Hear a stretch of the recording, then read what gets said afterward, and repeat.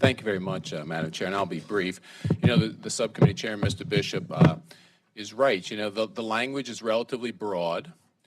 At the time it was first proposed, the only thing that were involved were, of course, the three-parent embryos, which have to do with the with those rare genetic diseases that are transmitted through maternal mitochondrial DNA, a very limited group of diseases.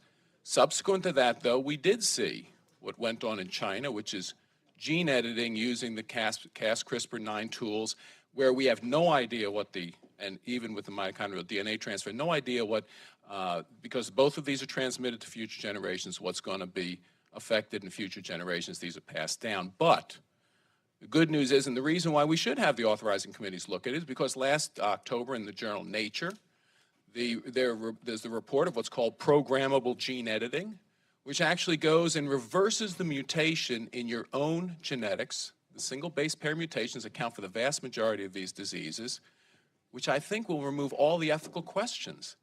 So you're right, we do need this looked at, because the technology is way ahead of what our languages are in these bills.